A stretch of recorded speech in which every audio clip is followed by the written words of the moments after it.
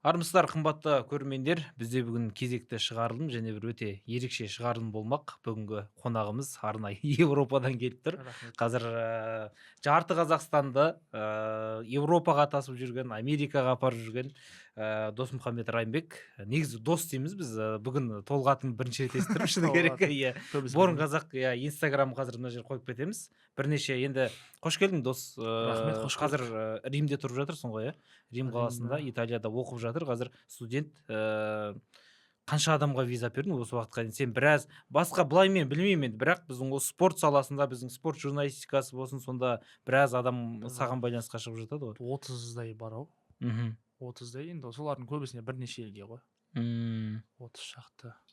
Сол осы спорт саласында біраз жүрген журналистер, мен деген кісілерге көмектестім. Қиын ба негізі ол? Жалпы әсіресе қиын дегенде оған енді дайындық керек, бір ай, 2 ай кемі. андай бола ма, бір ертең болатын ойындарға баруым керек еді деп хабарласатын біздің әріптестер. Болады ондай. Ұлыбританияға болады, бір күнде 1000 фунт ақшасын төлесең, тез срочно 800 мыңдай кетеді енді былай. Өйтіп жасап көмектескен бір кісілер бар. Арсенал Қайратқа барған кезде, бірақ басқа елдерге сол виза 2 апта қарайды, ертерек дайындалу керек, Америкаға 3-4 ай бұрын дайындалу керек деген сияқты нюанстар бар. Қиын емес. Бастысы жұмысың болса. Сен енді чемпиондар лигасында жұмыс жасадың ғой, иә? Біздің қатарымызға енді бір мамандық журналист емес, бірақ енді бізде көп қой әріптестеріміз мамандық журналист емес, бірақ соларға қарағанда жақсы орындап жүрген жұмыстарын көрдік. Арсенал Қайратта болдың, содан кейін Интер Қайратта болдың, иә. Қалай басталды бұл? Қалай чемпиондар лигасында жұмыс жасаған қалай екен? Біз енді Қазақстанда білінбейді ғой, шетелде атмосфера деген секілді. Негізі бұған Ержан Көшкінбай ағамыз көмектесті. Әлімжан Тасболатұлы бар, ол кісі таныстырып, соны рахмет айтқым келеді. Сосын былайша негізгі историясы былай басталды оның. Удине қаласында ПСЖ Тоттенхэм суперкубогы өтеді, УЕФА суперкубогы өткен жылы тамызда 2025-те. Соған жаңа Сетанта спорт арнасынан келген жаңа Руслан Бақытжан, Есет Төлеш, Ержан Көшкінбай үшеуі келіп, соларға жаңа визасына көмектесіп, бүкіл жоспарын құрып, матчқа бардық. Сонымен танысып, оған дейін мен негізі өзім былай Грекия Қазақстан ойынына барған, басқа да үйдегі ойындар, сырттағы ойындарға барып, өзім үшін былай түсіріп жүрген ғой, контент негізі. Сонымен кішкене ұнап, сол жақтағы кісілерге жақсы қарым-қатынаста болып қалып, сонымен Селтик Қайрат Селтик ойынына Алматыдағы енді бірінші ойын тең болды ғой қонақта, сосын екінші ойынға аудармашы ретінде шақырады мені. Аудармашы ретінде керек. Сөйтіп бір қарасам, ол кезде Грекияда демалып жатқам.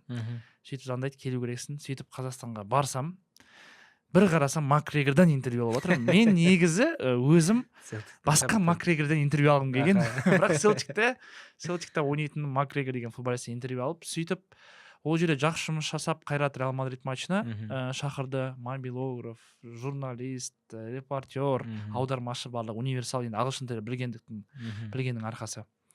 Сөйтіп өзім Италияда тұрам, оқимын магистратурада, IT саласында. Сонымен Интер Қайрат ойынына мен негізгі жаңағы журналист болып тағайындалдым УЕФА-ның атынан, яғни УЕФА арқылы лицензиясы бар жаңағы телеканал арқылы. Естігенде қандай сезім болды? Мен негізі сезім анау Қайрат Селтикта болып қойды да. Бүкіл эмоцияны. Сосын андай болды, мен өзім негізі Реал Мадридқа жақтасам, бірақ енді мен сразу бірден айтайын, адекват жанкүйермен. Барселонаның да ойыны ұнайды. Барса мал дейтін фанат емес. Барса маған ұнайды. Барселона сияқты. Қазір енді ең топтардың бірі ғой, Барселона жақсы ойнап жатыр. Бавария ПСЖ деген сияқты. Сөйтіп Қайрат Реалға енді мен керекпін бе деген мәселе, өйткені біраз жыл осы салада істеп жүрген журналистер кіре алмады, бірақ жаңағыдай ағылшын білгеннің арқасында сөйтіп мен бұл жерде жұмыс істеп, одан кейін Интер енді Сан-Сиродағы өте ерекше болды маған. Тәжірибе бар, атмосфера күшті, өзіме бір өте мықты дүниелер алдым негізі. Өйткені енді қай ата бабаң Сан-Сирода барып тікелей алаң ортасына репортаж жасады. Оның үстінде жаңадан келіп тұр. Бұл сфераға енді кіріп алып тәжірибе алу өте күшті болды негізі. Сен өзің сол жақта тұрасың ғой, Римде. Қайрат келе жатыр деген кезде Милан қаласына енді андай италиялықтардың өзің бір араласатын сол жақтағы достарың бір Қайратты қалай біле ме екен, негізі ондай қалай қабылдады бір? Әрине біледі. Қайратты. Жалпы Қайрат енді бұл Қазақстандағы бренд қой. Былай футбол бренді Астана, Қайрат, Ақтөбе деген сияқтылар, иә. Қазір енді Елімай бар, Ордабасы бар. Сол кезде жалпы біраз негізі футбол көреді. Тіпті көрмегеннің өзінде бұлар Қайрат келеді, алматылық команда келеді деген өзінде бізде жалпы Европада чат бар. Яғни Европада тұратын қазақ студент, одан басқа жұмыс істейтін, сол жерде бұрыннан көшіп кеткен кісілер барып жұмыс атқарып істеп жүрген кісілер жалпы чат ашқан. Яғни сен мысалы басқа қалаға баратын болсаң, мысалы сен Мюнхенде тұрсаң, мен Римде тұрам, саған қонаққа бара аламын. Бір чатта әңгімелесеміз, матчтарға бірге барамыз. Сондықтан солай жаңағы бір комьюнити орта қалыптасқан ғой. Солар реклама жасайды да. Мысалы мен айтамын, жаңағы Қазақстаннан команда келе жатыр. Сен футболға қызықпасаң да, жүр өзіміздің ел үшін, жаңағы жер үшін деп. Енді ол кезде Қайрат Алматының намысын қорғайды, бірақ Қазақстанның атынан келіп тұрғаннан кейін ол жерде шетелде болғандықтан қолдауға барлығы барады. Бәсе қайдан жинала қояды дейміз. Европаның ұлттық арна бізде, ұлттық құрама бізде, ұлттық құрама Астана, Қайрат, Еуропаға бара жатқан командалар ешқайсысы бізде қолдаусыз қалмайтын сол екен ғой, бізде көп отырады. Былай ғой, өйткені мысалға Италияда өте қатты болғаны, ол жерде Римнің өзінде, Италияның жалпы өзінде 5000 қазақ тұрады. Студент, жаңағы жұмыс істейтін кісілер бар, басқа қалып қойған кісілер бар, 5000 қазақ тұрады. Оның өзі бір әжептәуір үлкен да. Лондонда да сондай, одан да көп. Лондонның өзінде, одан басқа Ұлыбритания, басқа қаланы санамағанда. Сондықтан осы Арсенал Қайрат, сосын Интер Қайратта жанкүйерлер көп жиналды. Иә, өте көп. Сосын мен де өзім де тараттым ғой, мысалы чаттарға, мен ол жақта өте активно жұмыс жасаймын. Мен де былай сөйлесіп, барлығына араласып тұрамын. Реклама таратамыз, тағы біздің журналистер бар, жаңағы федерацияның да кейбір өкілдері бар. Олар сол ақпарат таратады. Солай сарафанкамен бір-біріне таратып кетеді. Солай жиналады ғой жанкүйер. Бірақ ана Интер Қайратта да, Арсенал Қайратта да бірақ біздің жанкүйерлердің дауысы қатты шықты. Көбісі соны жазып жатты ғой. Анау нәрсе бар да, жанкүйерлер негізі біздікілер қатты қолдады. Өйткені жанкүйерлер болған кезде өзі бір 4-5-6 адам бар. Жалпы осылар бәрін ұйымдастыратын. Мен де соған кіріп кеттім соңғы кезде. Бірақ мен былай журналист болып кіріп кеттім ғой.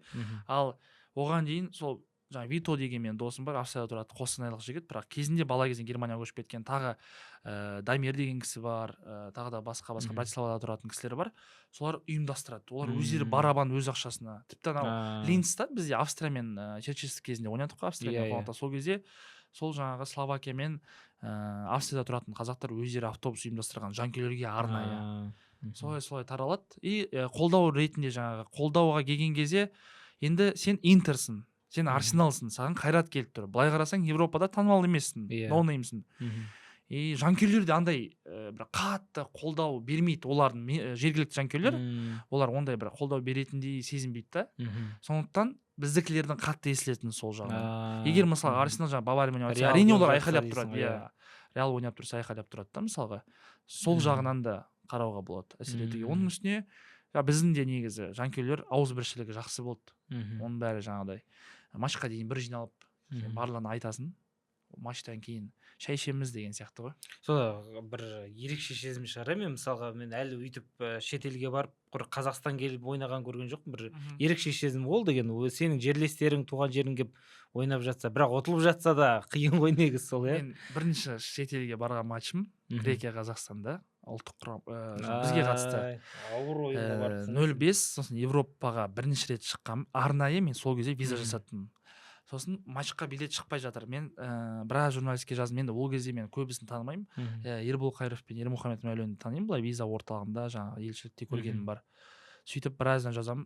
Сейіл Қожатайға жазам. Бұрынғы медиа офицер, қазір Ордабасының медиа офицері ғой. Ол кісі жауап береді. Кейін билет шыққан кезде өзім сатып алып Германияға ұшып барып. Ол жақтан Франкфуртқа. Германия деген ол батыс Европа. Грекия деген шығыс. Бүкіл Европаның былай Германияға бір күн барып, виза сол жаққа қалған ғой. Сөйтіп Грекияға барып, бірақ сенім қатты болды, үміт болды. Сол кезде сосын андай болды ғой, Евроға енді шығайын деп тұрып, бір қадам, екі қадам болған кезде тіпті мүлдем көрмейтіндер жиналып, атмосфера күшті болды. Бірақ өкінішке орай 0-5 жыладым мен сол матчтан кейін. Біраз жыладық та сол ойында. Сол жерде жыладым. Біздің әріптесіміз Бектөлеу де негізі үйіне деп жинап жүрген ақшаны алып, сонда барған ғой. Сол кезде Нұрсұлтан Құрман видеосы тарап еді ғой. Иә. Сол кезде эмоциямен өте ауыр ойын ғой. Бұйырмады, бірақ енді оны бұйырмады ғой енді. Мгм. Бірақ Өйтіп барып тұрғаннан кейін ол 2 есе ауыр болатын шығар ана жақта. барып енді ұлттық оған да құраманың. біраз ақша өз Мгм. қаражатыма бардым да. Мысалға былай да біраз матчтарға өз қаражатым барам ғой. 99%-на деп айтайықшы. Мгм. Иә, ақша жарайды, ол келер кетер жұмыс істесең, Жоқ, бірақ бірақ андай жаман эмоция, сезімде шығасың ғой, иә, сен. андай бір сен барған кезде қаншама жол өтіп ойлап барасың, онан да бір Мгм. ерекше нәрсе күтесің да. Бірақ енді деңгей ғой, ол Мгм. Европаның деңгейі. Арсенал Қайратта риза болдың ба негізі командаға? Арсенал Қайратта иә, жақсы. Мгм. Қайрат, бірақ Арсеналда андай уже негізі тағдырын шешіп қойған ғой. Бәрібір бірінші Иә, орынмен иә. шығып тұрған соң, атмосфера былай қатты болды деп айта алмаймын. Салыстырмалы Бірақ түрде Эмирейтске Қайрат келіп 2 гол соғып тұрған өзі Эмирейтсте, жақсы ғой. иә, бірақ мен мына жағынан екі жақтан қарап тұрмын ғой. Қайрат жағынан қарайтын болсақ, өте керемет. Мгм. 2 гол қонақта Эмирейтсте. Иә. Қазір былайша айтқанда жартылай финалистері Чемпиондар Мгм. лигасын, Ағылшын премьер лигасын ұтпайды ау. Екінші орын иегері десе. Арсенал жанкүйерлері кешіріңіздер. Менің ойымша Сити алады бүгін деп теманы бұрып жіберсең, бірақ сол атмосфера жағынан сәл андай Мгм. қолдау жағы жетіспей қалды, біздікілер қатты естілді. Мгм. Бірақ енді Эмирейтс топ. Мен мысалға Анарбековтен ойын алды интервью алған кезде Мгм. ең жаңағы олар Копенгагенде болды, Сан-Сирода болды. Мгм. Жаңа осы шетелдегі енді неде Спортингтің стадионында болды. Мгм. Сосын соңғысына осы Арсеналға келген кезде енді мен сұрадым да, осы шетелде 4 стадионда да болды. Яғни Спортингта Шерхан Қалмырза болыпты ғой. Иә. Сол үшеуінде болған кезде қайсысы өзіңе ең ерекше ұнаған деген, ол сол Арсеналдың стадионы Эмирейтс айтты. Жалпы стадионның өзі, инфраструктурасы ұнады деді. Бәрібір мысы басады ғой, ана қаншама. Мысы ағылшын футболы деген топ Бәрібір қой. сындырып Ливерпуль мен тастайды ғой Челси енді. ойынына барғанда АПЛда мындай сәбиді Мгм. көтеріп келеді бір кісі, 1 жасар ма. Содан еңкейген шал кісі, инвалидный коляскада кемпірін кіргізіп жатыр. Сондай матч, сондай атмосфера болып тұрған Ливерпуль Челси ойында. Әрине ол басқа да матчтарда болады. Бірақ сол кезде мен түсіндім, футболдың мәдениеті өмір сүреді футболмен. Футбол осы жерде дегенді. Италияда ше барып тұрасың ба арасында? Италия чемпионатына? Италияда мен көп барған жоқпын. Неге? Соңғы кездері қазір әлем чемпионатына шықпай жүр. Жергілікті халықтың өзіне қызық емес қатты. Бұрынғыдай ажиотаж жоқ. Бірақ топ матчтарға, дербиларға барады әрине. Мен Рома-Наполи ойынында болдым. Милан-Ромада болдым. Сосын жаңағы Интер Қайраттың алдында Милан-Рома болды.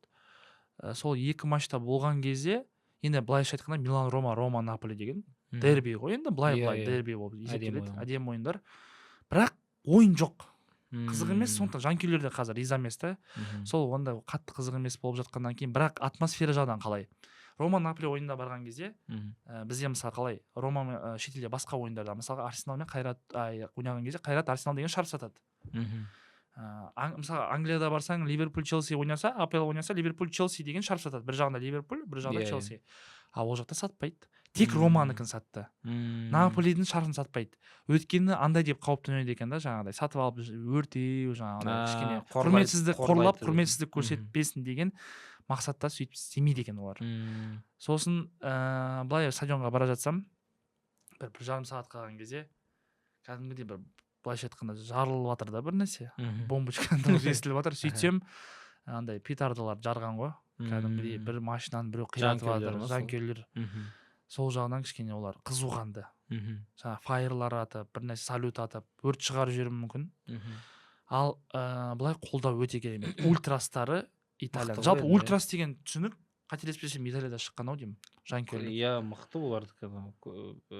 Сосын қай Интердің де негізі жанкүйерлері мықты ғой. Стадион футбол қазір нақты Италияда футболдың өзінен гөрі футболдың айналасындағы нәрсе жақсы да, қызығырақ. Біздің Ақтөбеде де сондай ғой. Ақтөбеде енді біздің фанаттар қызықты, Ақтөбенің ше мықты команда. Ақтөбенің жанкүйерлері ең топ бір ғой негізі. Сол негізі бірақ ойын болмай жатыр қазір. Тура сондай жағдай ғой. Италия мен Ақтөбенің ұқсастығы неде десең осындай ғой енді. Бірақ енді сіз Ақтөбемен салыстырмай ақ қойыңыз Италия. Жоқ, енді жанкүйерлердің жағынан. Иә, әрине. Бірақ Ақтөбе мысалға егер де бір Италия сияқты бір жерде ойнаса, жанкүйерлері кем емес. Мықты. Өйткені жаңа Романың матчына барған кезде мен ойладым, Рома-Наполи. Сен бұл жерде Наполи фаворит болды. Ұтты да сол ойында 0-1 салған еді есімде. Сен сондай матчта жанкүйерлер қолдау керек, бірақ Наполи қаттырақ қолдап тұр да бір кезде. Бірақ кейін жаңағы бір-екі жаңағы ультрастың өкілдері келіп кішкене қыздырды. Енді мүмкін Ақтөбе сияқты или жаңағы Қазақстан ұлттық құрамасы болса күштірек болушы. Ол жақта жанкүйерлерге былай қатты қысымда жасалмайтын шығар бір фан секілді. Біз өйткені төбелесті де жаңағы көріп жатамыз ғой. Түрлі жаңағы машинаны өртеп тастау, басын жаңағы Наполидің эмблема логосы тұрған машинаны шағып кету деген секілді ондай бір ол жақта қалай бізде мысалы заң жағынан ба? Қайсардың нелерін қамап тастапты басшылыққа бірдеңке деп боқтық сөз айтып кетіңдер деген үшін. Ол жақта ондай емес шығар енді Италия. Ол жақта жоқ, бар ондай да. Бірақ андай енді туристер көп болады, былай жергіліктіден қамап атқандар болады, бірақ андай емес та енді. Қалай сәл нәрсеге бастарын ауыртпайды, боқтағанға бастарын ауыртпайды. Бірақ сен жаңағыдай өртеп атсаң, әрине ол заң бұзушылық, ол футболдан бөлек былай ереже заң бұзып атсың ғой, мемлекеттің заңын бұзып атқаннан кейін қамап қою ондай нәрсе бар. Бірақ ол былай мұншалықты біздікіндей айтылмайды. Біз енді футболдан енді дамып жатырық, бізде аудитория кіші ғой футболдан. Ол жақта енді бүкіл әлем көріп жатқан соң ондай нәрселер кішкене жасырын қалады да, айтылмай қалады, медиаға шықпай қалады, бақтыға шықпайды. Сондықтан жоқ сияқты болып көрінеді. Бірақ бар. Енді бірақ боғауыз сәл нәрсеге оған бола қамамайды. Жақсы, Италия әлем чемпионатына шыға алмай қалды. Мен екінші рет Италия қалай қабылдады? Сен енді сол жақта жүргеннен кейін бір андай аза тұту күні деген секілді. Аза тұту емес, былай болды. Дым болмағандай болды. Өйткені үйреніп қалған ау деймін олар. Екінші рет шықпаған. Ол неден уже білініп атты ғой, жаңағыдай ішкі чемпионатта жанкүйерлер азырақ келе бастады. Өйткені мен жаңағы визамен айналысқан өзінде мысалы футбол көруге келеді ғой, мен кейде клиенттерім бар, туристер бар, соларға көмектесемін матчқа билет алуға. Ол жерде сен фан айдиң болу керек жеке. Сосын тек Италияда сен мысалға мен билет алған кезде ол жақта абонементтік система, сен оны іліну қиын, сондықтан сен жаңағы алып сатар сайттардан аласың ғой, қосымша ақшасын сервисін төлеп. Бірақ Италияда сен өз атыңа тіркеу керексің билетті. Мысалы сен Реал Мадридқа Джонатан Майкл болып кіре аласың да, ал Италиядағы матчқа сен өз атыңа ауыстыру керексің. Жаңағы фан айди болу керек. Өйткені неге? Жаңағы ультрас деген жаңағы бүкіл нәрсе сол жақтан шыққан ғой, жалпы қызуқанды болғандықтан паспорт тіркейді олар. Паспорт тіркейді, документпен бір нәрсе болса сені ұстап алатындай. Яғни қауіпсіздік іс-шарасы ғой. Қабылдағанда сол неден білінді олар? Сол шықпай қалған стыкта ойнады ғой біреумен, есімде жоқ кіммен ойнап еді. Сол в общем шықпай қалған матчында жалпы Босниямен және Герцеговинамен ойнаған кезде андай бір аза тұту күні болған жоқ. Өйткені соған келе жатты команда. Ішкі чемпионаттың өзі, ішкі чемпионатта да италиялықтар бар, бірақ негізі көшбасшылар шетелдіктер ғой, легионерлер. Интердің өзі Тюрамдар мысалы деген сияқты. Сол кезде жаңа ішкі чемпионатқа адамдар аз келе бастағаннан қызығушылығы төмендегеннен уже жайлап біртіндеп келді. Бірден қайғырып қалу деген Грекия, Қазақстан сияқты болған жоқ. Бірден қайғырмадық, ауыр тиген жоқ қатты. Енді футбол негізі Италиян футбол бұрындары мықты болды, осы соңғы 5 жыл ма, 4 жыл солай төмендеп келе жатыр ғой. Өйткені мен сөзінің бөлген бірден форвард шықпай қалды ғой. Соңғы топ форвард Балотелли болды деймін. Германияға қарсы 2 гол салып шешінгені бар ғой. Одан кейін Иммобиле болды, Инсине болды, бірақ енді олар анау былайша айтқанда жақта сенде топ Фернандо Торрес деген сияқтылармен сен салыстырамайсың да оларды. Ілесе алмайсың, енді олар қатты қатар ойнаған жоқ, бірақ мысалы енді айтып жатқаным ғой, Холланд сияқты бір жарық бір шабуылшы болмағандықтан ба деп ойлаймын бір жағынан. Екінші жағынан жалпы итальян футболы көбінесе андай қорғаныс стилде олар.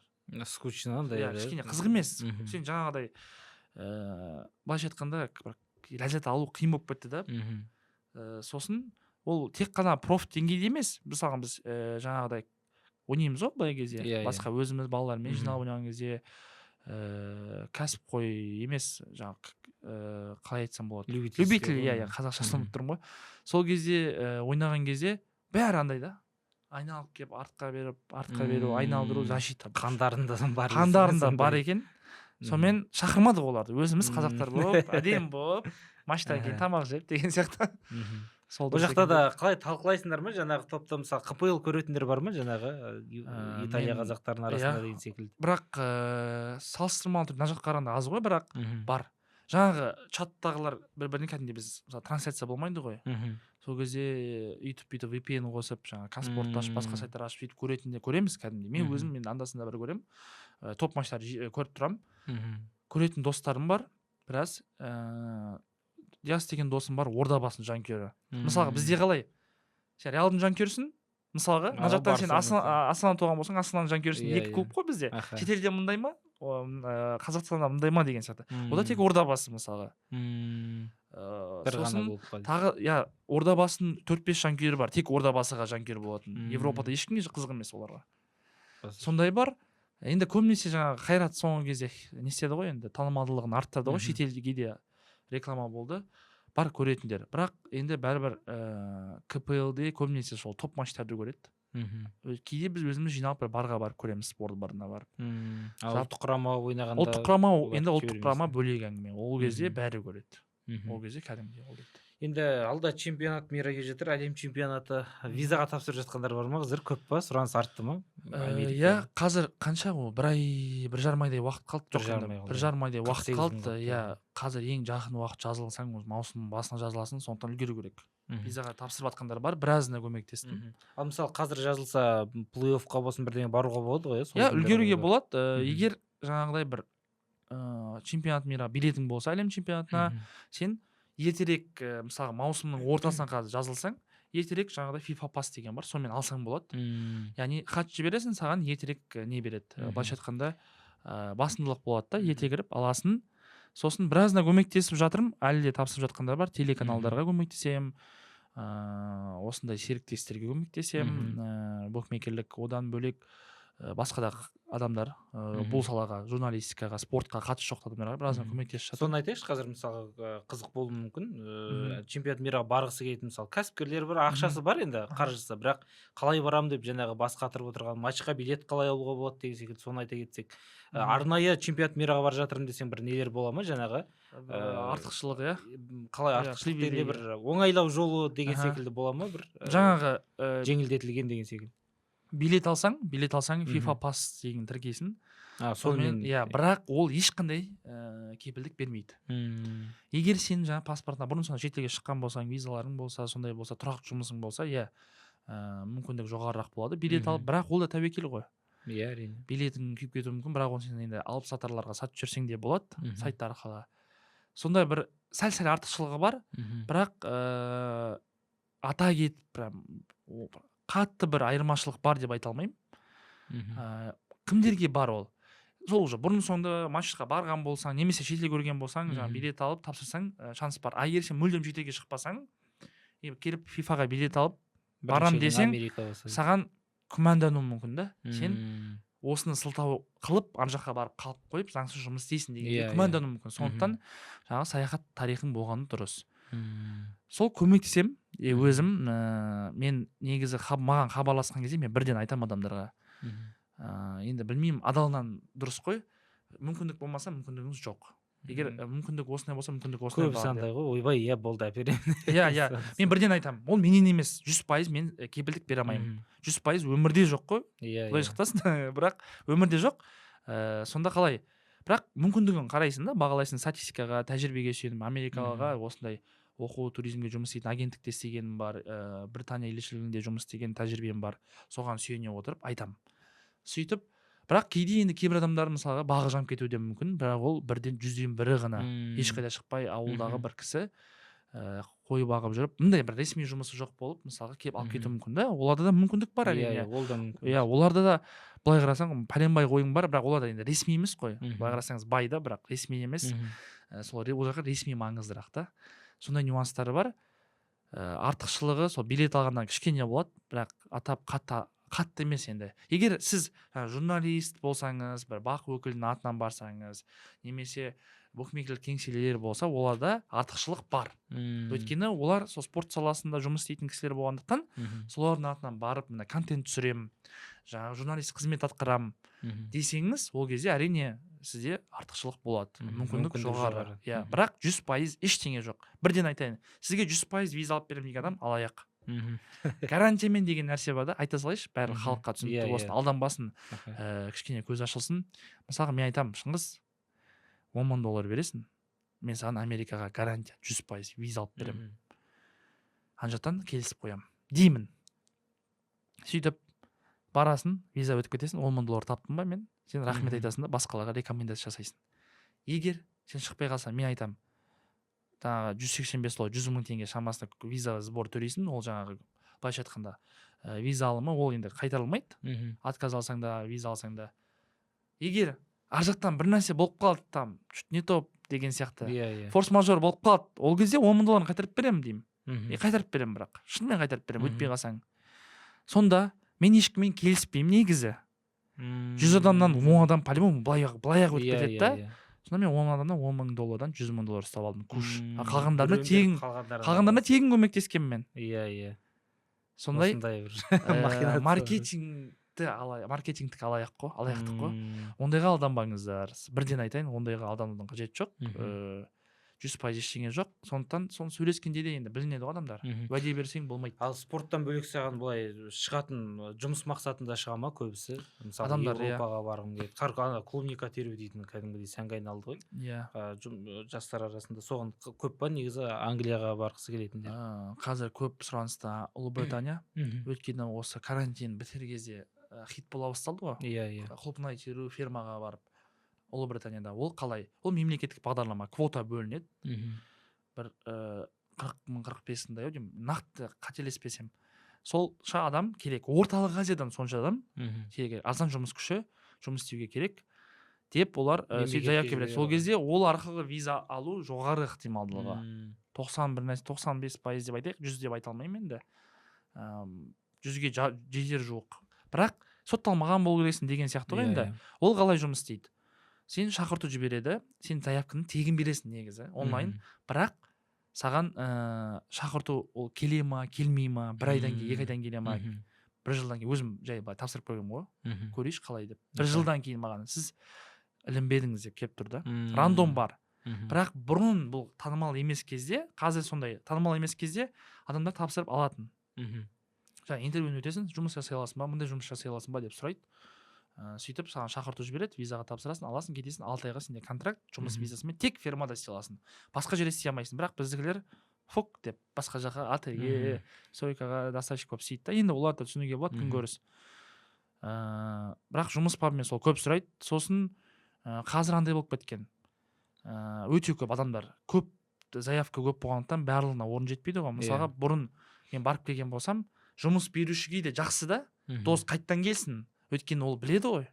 Мысалы мен барам, 6 ай сезон істеймін, 6 ай демалам, кейін келесіне дайындалып жайлап баратын кезде, оған бұрын барған адам алған оңайырақ. Оған сен уақыт күтпейсің. Сосын ол саған, сен мысалы жаңадан барған кезде сен 2 апта оған үйретесің, анан көрсетесің. Бірақ міндетті түрде оның ақшасын төлейсің. Сонда сен 2 апта босқа ақша төлеген сияқты да жұмыс берушіге. Сондықтан бұрын барған, тәжірибесі бар адам барған, оларға жақсырақ.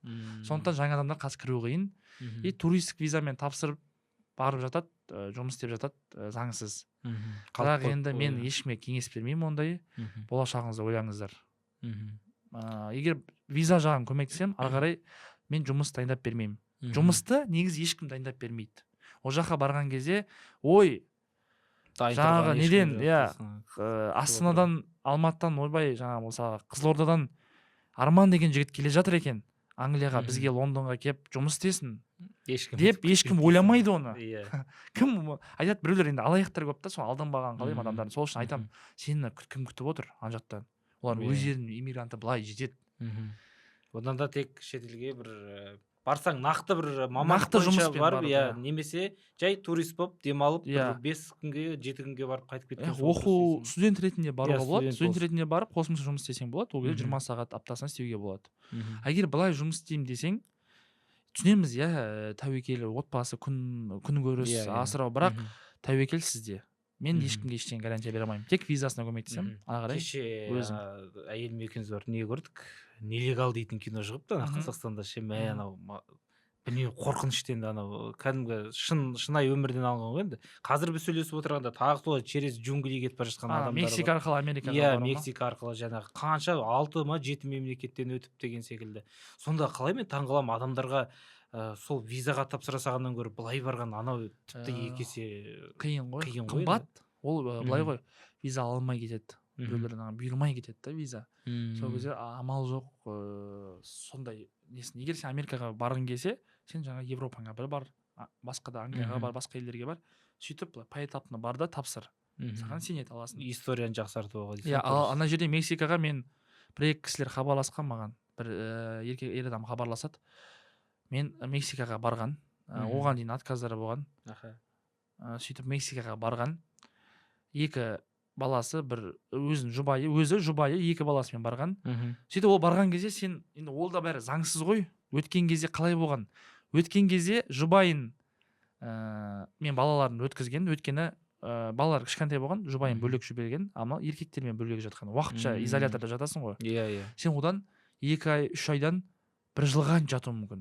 Яғни сен барасында қашқын ретінде тапсырасың, сөйтесің да заявканы бір нәрселерін толтырасың, сосын күтесің, сотты күтесің. Қабылдаса. Ол сот қабылдаса сені қашқын ретінде Америкаға кіргізеді, қабылдамай қайтарып жіберуі де мүмкін.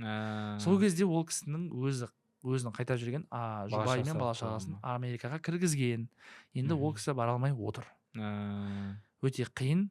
Сосын андай нәрсе бар ғой, заң әйелге мысалға бала шаға болған кезде, мысалға виза болса, әйеліне, балаларында виза болса, әйеліне бағынышты бол. Әкесіне қатты емес. Мысалға қалай 4 мысалы 2 балаң бар, өзің жұбайың бар. Сол кезде барған кезде жұбайың мысалға сіз балаларың барамайды, тек сенімен барамайды.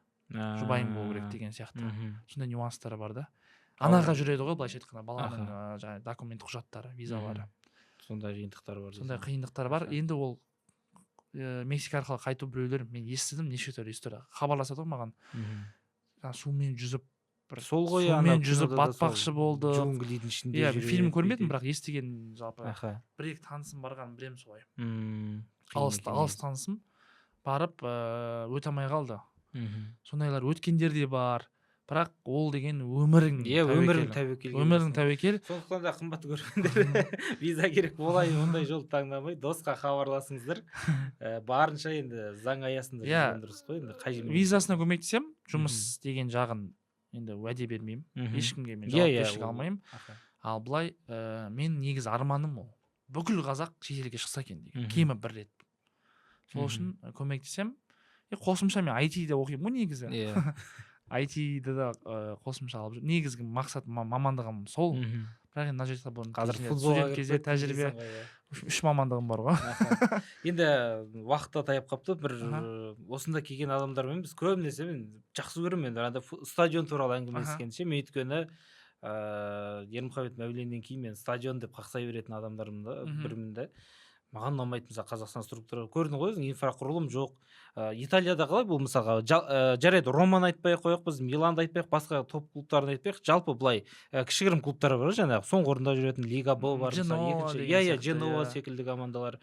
Олардың қалай стадиондар? Жалпы Италиядағы инфрақұрылым қалай стадион? Былай енді басқа Италиядан Испания, Англиялармен салыстырғанда сәл-сәл төмендеу, кішігірім Англиямен бәрібір енді төмендеу. Бірақ топ 5 лигаға кіреді ғой енді. Туалеті бар. Бәрібір. Сонда Қазақстанда біраз клубта туалет жоқ. Даже Чемпиондар лигасында ойнаған клубта ішінде жанкүйерлерге жоқ, сыртына барады деген енді абсурд нәрсе. Оны жасау керек. Сосын тағы былай стадиондар кішігірім. Олар да андай кішкене логикаға сай қалып, халықтың санына қарай қанша адам келетінін бәрін есептеп, өзі сөйтіп барып жасайды. Инфрақұрылым жақсы. Бір жақсы жері тіпті мынау жай қарапайым адамдарға арендаға беріп футбол ойнайтын өзінде жаңағы трибунасы болады, кішігірім бір 30-40 адамға кемі судан басталады. Міндетті түрде дәретханасы болу керек, душы болу керек. Міндетті түрде. Сосын стадион керемет. Енді мен серия А-дағыларды білем, серия Б-дағысын білем, Эмполи деген клуб бар. Соныкін көргем, жақсы. Газон енді бәрінде табиғи болмауы мүмкін, бірақ табиғи еместің өзінде басқа жағдай жақсы. Соның өзінде енді Қазақстанмен салыстыру қиын да, оны Европаның басқа елдерімен салыстыру керек оны. Енді топ 5 лигаға кірген соң әрине жақсы ғой. Серия А-дағылар стадиондары керемет. Андай мемлекет бар ма? Сен бүкіл қазір почти бүкілін аралаған шығарсың бір Европаны, бір 80%-ын аралаған шығарсың енді. 25 елден астам, 25-26 елде болды. Бір андай реальный агентств оқыған елдер бар ма? Мысалға стадион өзің енді қар футболға нетіп жүргеннен кейін бір барасың ғой. Мен мысалы барған мемлекетімде бірден стадионды қараймын. Мысалы Стамбулға барсам, бірден несіне барамын, стадионына барамын. Даже неге Дубайға барған күнде қандай стадиондар бар екен деп ше, соларды қарап бүйтіп не істеймін. Сен бір барып, осының мә мынандай ма не деген секілді бір футболына басқасына емес, бір футболына ондай да бола таңғалып ма? қалған болды ма мемлекеттер? Жоқ, таңғалғанда жақсы жағынан тек. Тек Андай жақсы. ожиданий реальность болмады, себебі Мгм. мен барған матчтар тек топ матчтар да, көбінесе. Ал былай кішігірім матчтарға енді барып Жоқ, бір андай бір жанынан өтіп бара жатып деген секілді стадионның қойшы бір деген сияқты ма? аудандарынан. Енді прям андай бір қалай ойбай дейтіндей болған жоқ, шыны керек. Бәрі мықты дейсің. Мықты, бәрі мықты емес негізі. Оны просто мен енді өзіме қызық, ана жақта да енді бүкіл уақыт жоқ қой, бәріне бара беретін, ауылға барып отырпайсың ғой. Бірақ тіпті мысалға Мальорка деген жерде болдым. Арал ғой, Испанияның аралы, ол бөлек орналасқан. Сол жердегі стадионның өзін ішіне кірмедім, сыртында болдым. Анау керемет, бірақ халқы өте аз, кішкентай жер ғой негізі. Стадионы жақсы. Ал ожидание реальность дегенде Сан-Сирода айтпақшы, туалет кішкене жаман дейді. Туалеті проблема дейді. Адам аз дей ма, дұрыс емес па? Нақты мен өзім кірмедім, тек журналистер болатын жерге кірдім. Сол жағына енді сол кішкене хейті бар Сан-Сироның. А былай енді мен Бернабуден бастаған адаммын ғой. Қарасайды айтайын деп жатса, мен дұрыстай атояның стадионын айтайын деп жатса. Бернабуден бастағаннан кейін ол анау. Бірақ неге керек екен? Челсиға керек екен стадион. 40 мың адам сыймайды анаған. Соған ожидание реальность емес енді. Блин, мынаған қандай жақсы клуб, ұлы клубқа бір керек ау дедім. Былай қарасаң Тоттенхэм стадионы мықтырақ та. Өте жаңа стадион, мықты. Екінші орында деймін билеттің бағасы жағынан да. Сол жағынан енді көбінесе андай сол жағынан ғана да мына клубқа мына стадион дұрыс болар еді деген сияқты да. Лайық емес болып қалып жатады, а былай инфраструктура жағынан жақсы. Билетті айтып қалдың жаңағы. Көбісі біз енді футбол туралы әңгімелескенде айтады, бір бару, кіру қиын дейді. Реал Мадридті айтайықшы, мысалға Реал Мадрид фанаттары бар шығар, жаңа көрілер. Кез келген адам барып кіре ала ма, мысалы ортаңқол ойындарға? Реал мысалы бүгін болатын Реал Бетис ойынына деген секілді кіру мүмкін ба негізі Қазақстаннан барып тұрып? Реал Бетисқа кіре алмайсыңдар, Антони деген гоут бар ғой. Соған барады бәрі. Соған бәрі барады, ажиотаж көп десең. Бірақ мысалға сол Реал Алавес деп алайық десең. Енді ортаңғы матчтарға билет бір 70 евродан басталады. 70-80, 50 мың теңгеден басталады орташа. Ал Чемпиондар лигасына 115 евро бір 65 мыңнан басталады. Бірақ ол абонементі барларға. Сен мысалға 70 мыңдық билетті тікелей алу қиын да. Өйткені абонементі барлар оны сезон басынан алып қояды. Оны қалай аласың? Алып сата жаңа Viagogo, Football Ticket.net деген сайттар бар. Содан мысалға мен өзім абонементім, мен матчқа барамасам, сол сайтқа билетімді қоям. Бір ойға сатасың. Мен өз ақшама немесе ажиотаж қатты болса, сәл-сәл көбірек, немесе ажиотаж аз болса азыраққа сатамын да. Бастысы орташа бағадан. Ал сосын сайттың комиссиясы 30%, 50%-ға дейін тіпті. 100 мыңның билетін сен 150 мыңға аласың, сайттың комиссиясы бар. Бірақ сайттың техподдержкасы бар, айтишниктері бар, өз мамандары бар, кәдімгідей сені лақтырмайды ол жерде. Мысалға біреуді лақтырып кеткеннің өзіне сайт өзі жауап береді. Жаңағы шығынды қайтып ақшасын қайтарып береді. Соны былайша айтқанда алып сатарларға арнайы сайт, платформа ашып тастаған ғой. Соны дамытып тастаған. Бізге осы керек шығар мүмкін. Көрдің ғой Реал Мадридпен бір кісі Ташкенттен келгенде машинасын сатты па бірдеңе істеп. Сол кіре алмаған ғой. Ол екеуі жылап жүр да сыртта бізде. Бірақ ол сайтта да сатты негізі билеттер. Бірақ 1,5-2 миллионнан сатты ғой. Мен мысалы достарым болды. Реал емес, даже Қайрат Селтикке алған. Үшеуі барса, андай өтірік билеттер ғой, шықпаған сканері деген секілді. Ана жерде енді сол ол жақта сол сайт қой жауап беретін, бірақ ол сайттың да өзінің спонсорлары бар. Оған да не оңай емес. Өйткені олар былай өздерінің әр елде адамдары бар да. Олар жаңа абонементі бар адамдар, немесе өздері жалпы біраз адам алып алады да, сөйтіп өздері сатып отырады. Былай да басқа адамдар сатады. Бірақ ол өте қиын, оған біраз уақыт керек. Демек мен қазір Сантьяго Бернауға ертең барып бір кассадан билет алып олай кіре алмаймын ғой. Өте қиын, өте қиын. Кейде болып қалуы мүмкін. Мысалға Валенсия Реал Мадрид деген матчқа, Валенсия Реал Мадрид матчына мен Уәлихан Қосанбай ағамызға, журналист, танымал журналист ағамызға алып бердім. Біз сол бір түн қалған кезде болды билет. Ең үстінен бірақ 150 евроға ма, бір қымбатқа 75-90 мың шамасында билет алдық та. Бірақ оған болды ресми сайтта. Бернабеудің өзінде қонақтарға болуы мүмкін, өз үйінде ойнаған кезде қиындау. Барселонада тура солай. Бірақ мысалы Европада мен байқағаным, ең қымбат билеттер Арсеналда. Арсенал. еще билеті қымбат десең. Билеті қымбат, ойыннан ал десең. Бірақ басын жақсы бастады ғой. Иә, Реал Барселонаға матчқа билеттер мүмкін емес. 700 мыңнан басталады. Ал айтпақшы, осы 30 мамыр күні Чемпиондар Лигасының финалы болады, енді кім шығатынын білмейміз. Бірақ оған билеттер ойнатылып кетті осы. Билеттер УЕФА лотерея сияқты ойнатады, заявка бересің, сосын 1-2 ай күтесің, саған келеді, яғни өз бағасына, арзан бағаға. Жаңағы қателеспесем 180 евродан Одан басталады. ұту мүмкін ба негізі ол билет алу дейтін? Ұтқан таныстарым бар, өзім ұтып көрмеппін бірақ. Оған саған 100 мыңға билет ұтасың да, болды ғой, аншықтан 700 мыңға сатасың ғой. Кемі 700 мың финалға. Енді осы жолы Будапештте өтеді, көреміз, менің ойымша. Пысыз жалатын сияқты. Мен де сол ойлаймын, Бавария әлсіздеу негізі ше. Қорғанысы деген секілді.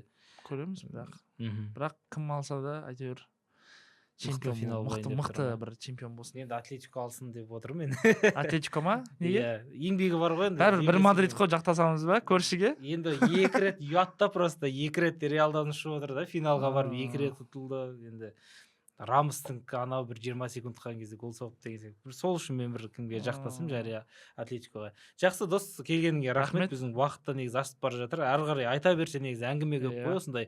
Маған қызық, мысалы, өзім шетелге барып көп андай футбол көріп нетпеген екен, сен кішкене ішінде жүрсің. Біраз нәрсе сұрағың келеді, жаңа подкастқа дейін де сұрап жатырмын, қалай, мынау қалай деп.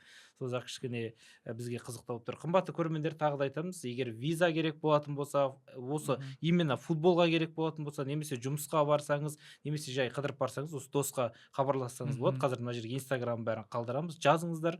Және ең бастысы адалыңыз деп береді, жаңағы айтқандай, өтірік уәде бермейді. Договор барлығы бар, заң жүзінде. Жаңағы, бірақ енді виза беру бермеу өзіңіздің жаңағы бағыңызға, бағыңызға және туристік тарихыңызға, оған да қарайды. Жақсы, рахмет келгеніңізге.